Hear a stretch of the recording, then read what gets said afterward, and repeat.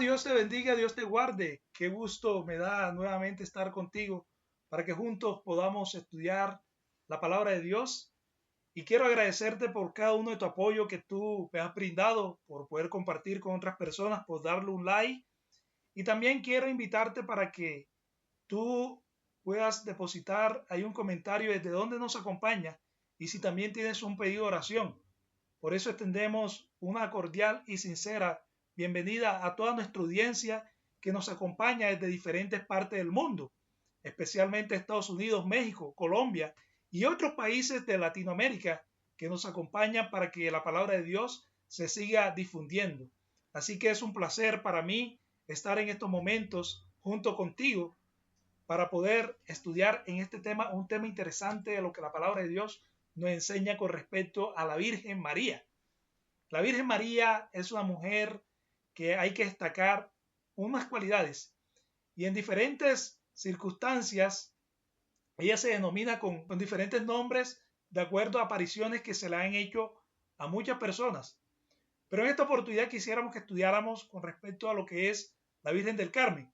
La Virgen del Carmen es una celebración que se realiza especialmente en los países de habla hispana y en otros países de Europa, África y también se realiza en diferentes partes.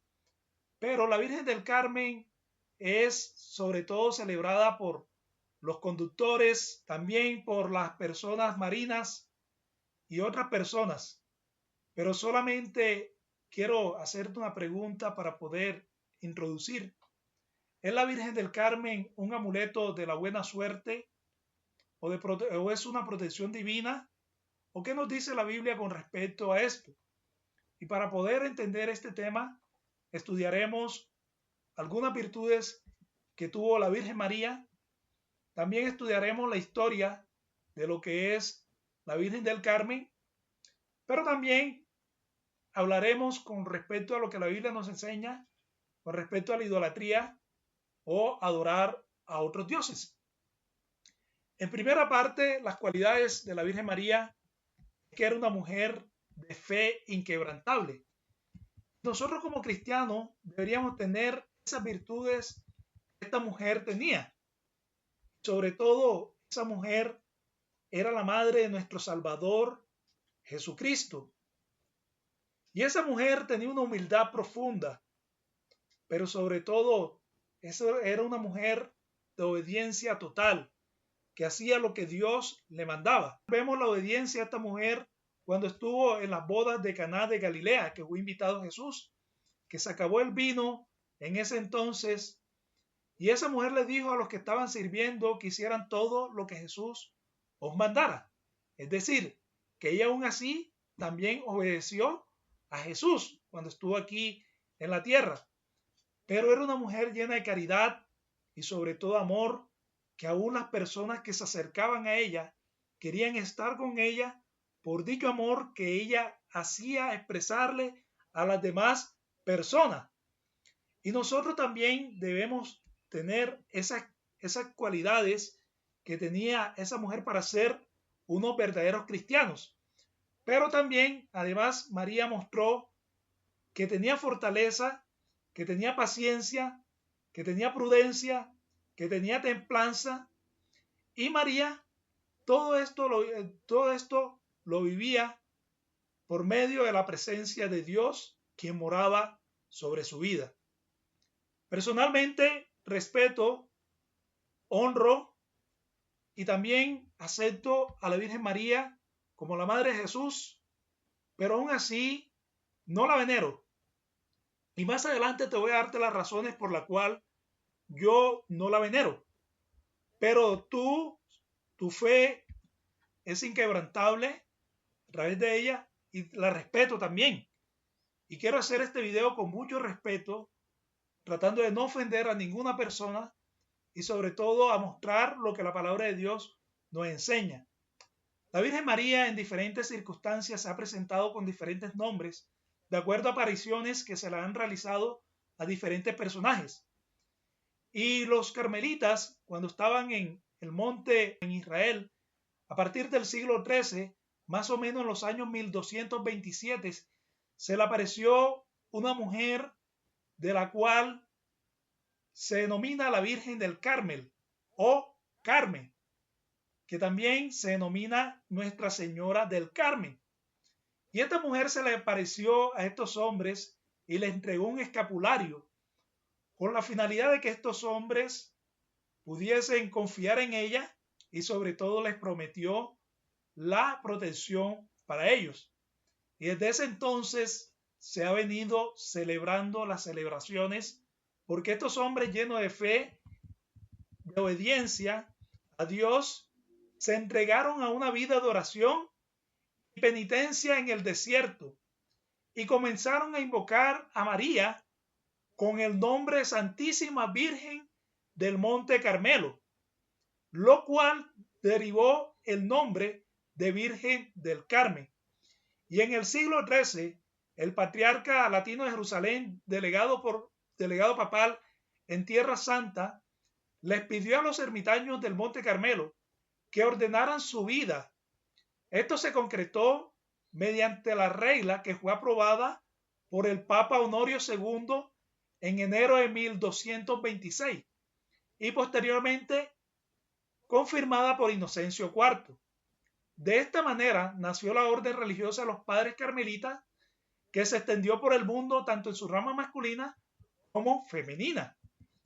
La celebración de la Virgen del Carmen, también conocida como Nuestra Señora del Carmen o Virgen del Monte Carmelo, se lleva cada año el 16 de julio y es una festividad religiosa importante para los católicos, especialmente para aquellos que viven en habla hispana.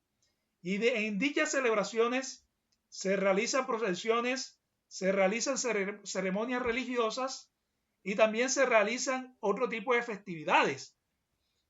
Pero la Iglesia Católica enseña que la Virgen María ocupa un lugar después de Cristo y por encima de los ángeles y de los hombres.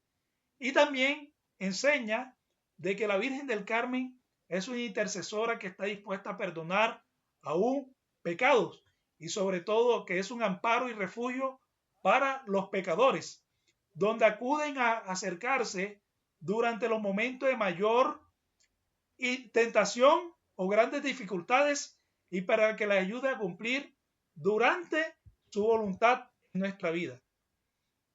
Ahora, familia, la adoración a los ídolos se ha venido realizando porque estamos dentro de un conflicto cósmico entre el bien y el mal. Y Satanás quiere que nosotros le adoremos a él. Por eso él no quiere que nosotros adoremos a nuestro único Salvador, a nuestro Dios y a Jesucristo, quien él ha enviado. El enemigo de Dios siempre ha tratado de tergiversar todo lo que Dios ha creado bueno desde el principio. Cuando Moisés sacó al pueblo de Israel de Egipto, Moisés se fue durante 40 días y el pueblo de Israel pensaba que Moisés había fallecido y le pidieron a Aarón, para no sentirse solo, que les pusiera a otros ídolos y construyeron un becerro de oro. Y desde ese entonces ellos se veían también ahí compungidos por la adoración de los ídolos que adoraban en Egipto, porque recuerden que ellos estaban en otro pueblo pagano y en esos pueblos adoraban a cualquier dios, a cualquier ídolo, y aún adoraban a la serpiente, a las ranas y a otras cosas. Pero ellos comenzaron ahí a dejarse llevar. Y nosotros también, cuando nos alejamos de la presencia de Dios, cuando nosotros no queremos obedecer la ley de Dios, nosotros también estamos propensos a hacer cualquier cosa nuestros ídolos. Y cualquier cosa puede ser objeto de nuestro culto porque lo podemos desplazar por encima de Dios. Y eso es lo que el enemigo de Dios no quiere. ¿Pero qué nos enseña la Biblia con respecto a lo que es la idolatría, la oración? El libro de Éxodo, capítulo 20, versículo 4, dice que no te harás imagen ni ninguna semejanza de lo que está arriba en el cielo, ni abajo en la tierra, ni debajo de las aguas. No te inclinarás a ellas, ni las honrarás. Ahora aquí está diciendo que no te harás imagen. La imagen simboliza también como ídolos. Y de igual forma, dice el primer mandamiento de la ley de Dios en el libro de Éxodo, capítulo 20, versículo 3, dice que no tendrás dioses ajenos delante de mí. Es decir, que Dios solamente es el que merece el honor. Dios es el que solamente merece que nosotros la adoremos. Y dice ahí mismo en Éxodo 25, no te inclinarás a ellas ni las honrarás, porque yo soy Jehová tu Dios, fuerte y celoso, que visito la maldad de los padres sobre los hijos, hasta la tercera y cuarta generación de los que me aborrecen. Y hago misericordia por millares, a los que me aman y guardan mis mandamientos. Es decir, que Dios está diciendo que Él es el único que merece que le adoremos. Dios prohíbe rotundamente la adoración a los ídolos. Y Dios no quiere que nosotros adoremos imágenes, esculturas de cualquier ser, ya sea humano, animal o celestial, y que la tomemos como objeto de adoración. Deuteronomio capítulo 4, versículo 15 al 19 dice, guardad pues vuestras almas, pues ninguna figura visteis el día que Jehová habló con vosotros en medio del fuego, para que no os corrompáis y hagáis para vosotros escultura, imagen de figura alguna, efigie de hombre o de mujer, figura de algún animal que esté en la tierra, figura de algún ave alada que vuele por el aire, figura de algún reptil que se arrastre sobre la tierra, figura de algún pez que haya en el agua debajo de la tierra. No sea que alce tus ojos al cielo y viendo el sol, la luna, las estrellas y todo ejército del cielo, te dejes seducir, te inclines ante ellos y los sirva, porque Jehová tu Dios los ha concebido a todos los pueblos debajo de todos los cielos. Solamente Dios es el que merece nuestra adoración. Solamente Dios es el único que merece que nosotros lo adoremos. Y solamente Dios lo merece porque Él es nuestro creador, Él es nuestro sustentador, Él es nuestro ayudador. Y Él fue el que se ofreció a sí mismo para mandar a su Hijo unigénito, para que todo aquel que en Él crea no se pierda, sino que tenga la vida eterna. El libro de Isaías, o el profeta Isaías, descalifica a los ídolos como inútiles. Isaías capítulo 41, versículo 29. Y dice la palabra de Dios, he aquí, todos son vanidad, y sus obras no son nada. Viento y vanidad son sus imágenes fundidas. Pero ahora también el libro de Isaías, capítulo 40, versículo 19 y 20. Dice, el artífice prepara la imagen de talla, el platero le extiende el oro y le funde cadenas de plata. El pobre escoge para ofrecer madera que no se apolille. Se busca un maestro sabio que le haga una imagen de talla que no se mueva. Que el profeta Isaías es categórico y es rotundo, donde está diciendo que los ídolos son creados por humanos y no tienen vida ni poder.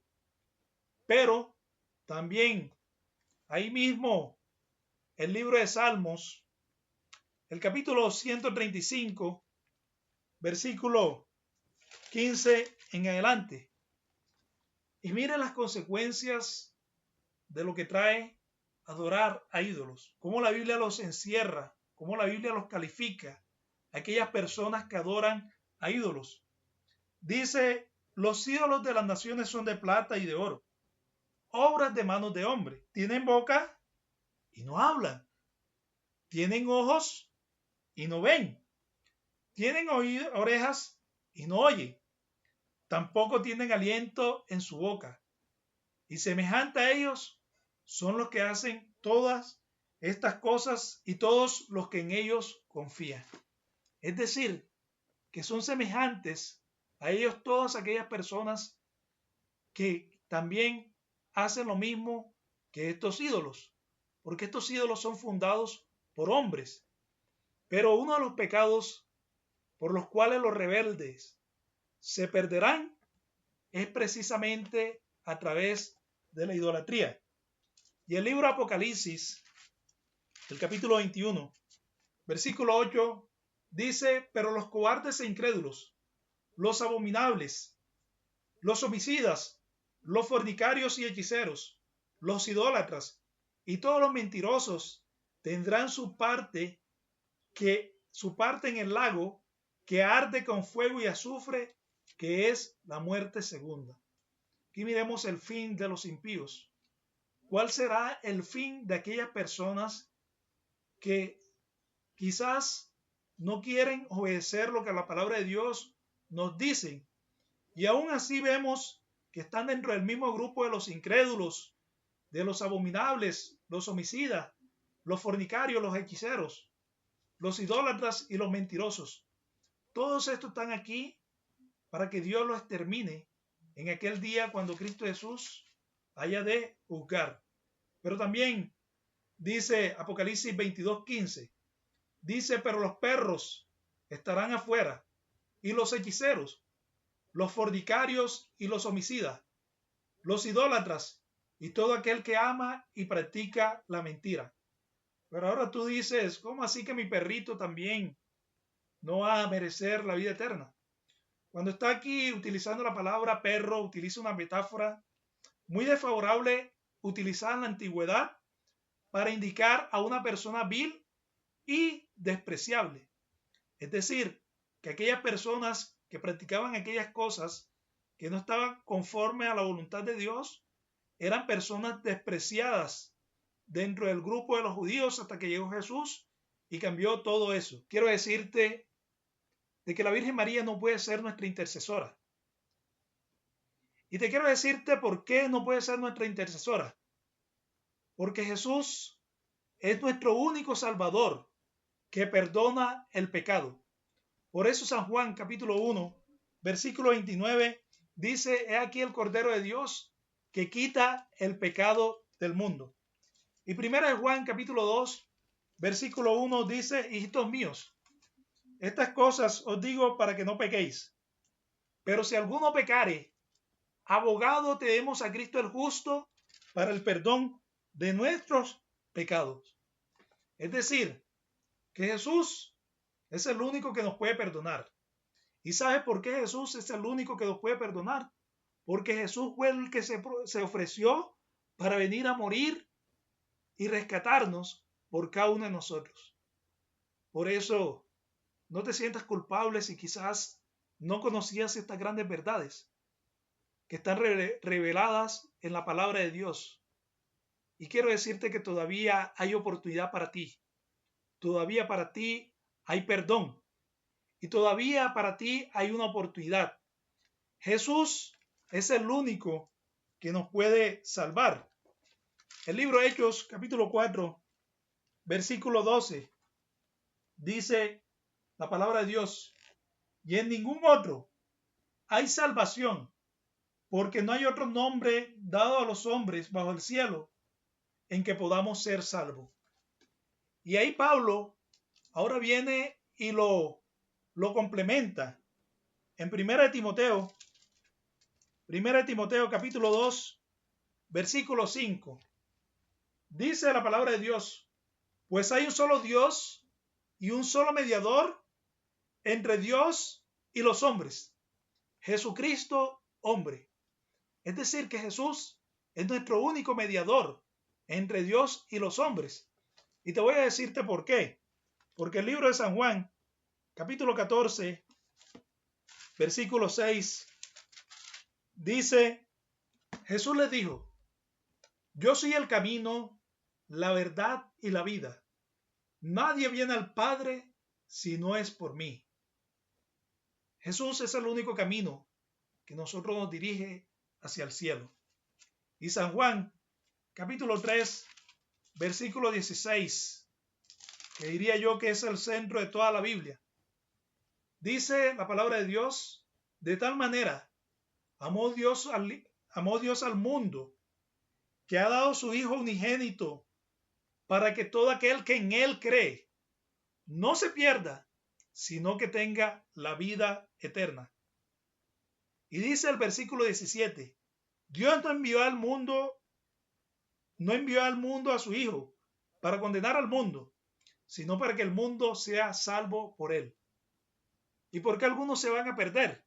Dice el versículo 18, el que en Él cree no es condenado, pero el que no cree ya ha sido condenado, porque no ha creído en el nombre del unigénito Hijo de Dios. Es decir, que Dios es el único medio a través de Jesucristo para que nosotros podamos encontrar el perdón, la salvación y sobre todo, dice Hebreos 7:25, dice, por eso puede también salvar perpetuamente a los que en Él se acercan a Dios, viviendo siempre para interceder por ellos. Ahora, recuerda que yo te había dicho que personalmente no veneraba a la Virgen María. Y ahora tú entiendes por qué yo te lo decía. Y te lo decía precisamente porque Jesús es nuestro único Salvador y fue el único que se ofreció para venir a morir por cada uno de nosotros. La Virgen María cumplió su misión en cierto tiempo y solamente cumplió la misión para traer a nuestro Salvador. Y bendito fue el vientre de esa mujer, porque aún así, ella sin creer, creyó, y también aún así, sin saber todas las consecuencias que debía pasar, también Dios la ayudó. Pero dice Hebreos 4:16, dice, acerquémonos pues confiadamente al trono de la gracia para alcanzar misericordia y hallar gracia en el oportuno socorro. Y dice el versículo 14, por tanto, teniendo un gran sumo sacerdote que traspasó los cielos, Jesús, el Hijo de Dios, retengamos nuestra profesión. No tenemos un sumo sacerdote que no pueda compadecerse de nuestras debilidades, sino uno que fue sentado según nuestra semejanza, pero sin pecado. Jesús fue tentado en todo, según nuestra semejanza. Y aún así, Satanás quiso también de que él lo adorara. Y en aquel momento, cuando Jesús estuvo ahí en ayuno y en oración durante 40 días, Satanás se le apareció a Jesús y le prometió que si él se postrara delante de él, todos los reinos le iba a dar. Ahora nos damos cuenta nosotros de quién está detrás de todo este plan de la adoración, de quién es el que quiere que adoremos a otros ídolos. Y aún así, ¿quién es el que quiere que no adoremos a Dios? Pero Dios nos invita y nos dice que huyamos de la idolatría. Levítico 26:1. Dice la palabra de Dios, no haréis para vosotros ídolo, ni escultura, ni os levantaréis estatua, ni pondréis en vuestra tierra piedra pintada para inclinarnos ante ellas, porque yo soy Jehová, vuestro Dios. 1 Corintios 10:14 dice, por tanto, amados míos, huid de la idolatría. Huye de la idolatría.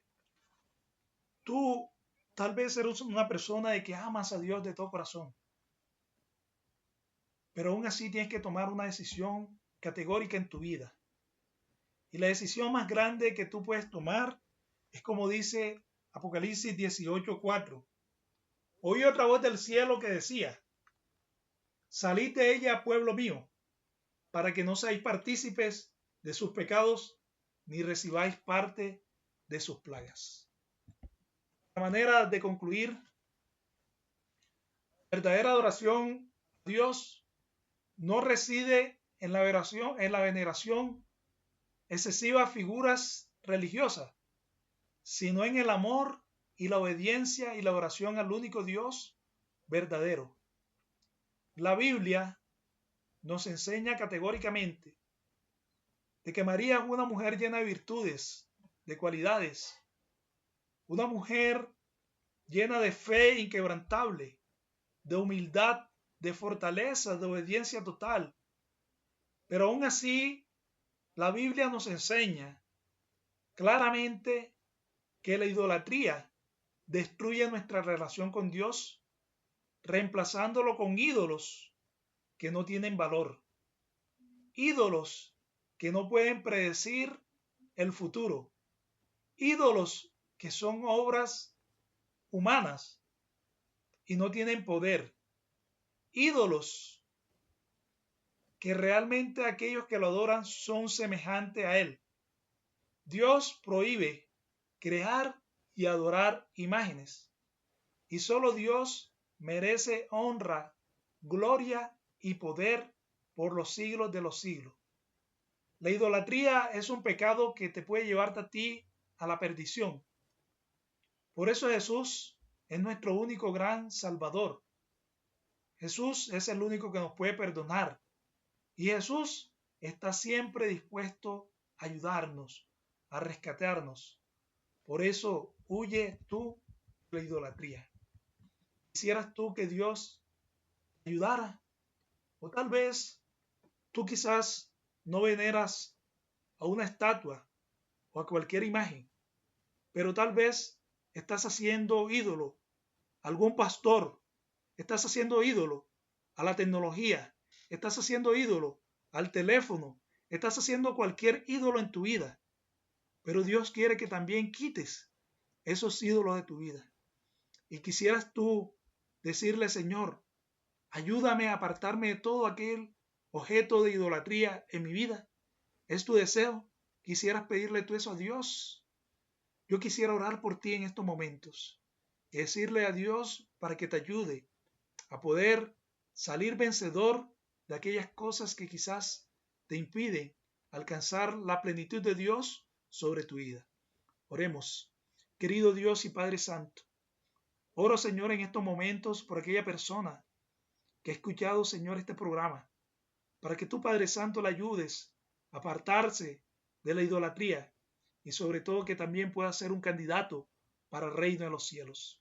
Mi Señor, perdónale, porque quizás hacía esto de manera inconsciente, pero ahora en estos momentos te pido y te suplico en los méritos de tu Hijo amado Cristo Jesús, de que tú, Señor, le ayudes para que pueda salir vencedor.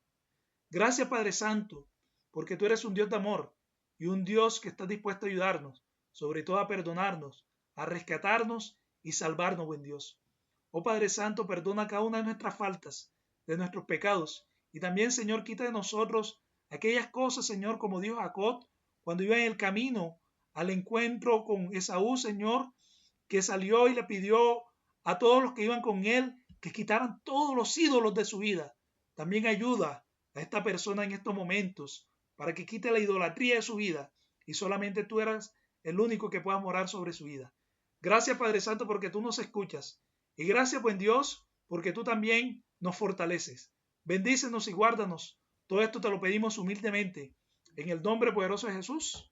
Amén y amén. Dios te bendiga, querido amigo. Dios te guarde. Es un placer y un gozo poder contigo compartir la palabra de Dios y sobre todo te invito para que sigas conectado a cada una de nuestras programaciones y también que puedas compartir con otras personas dicho link y sobre todo también si todavía no estás suscrito, suscríbete y también dale like para que también pueda llegar el algoritmo de YouTube a otras personas. Dios te bendiga, soy tu amigo y tu hermano Elkin Villegas y nos vemos en una próxima ocasión.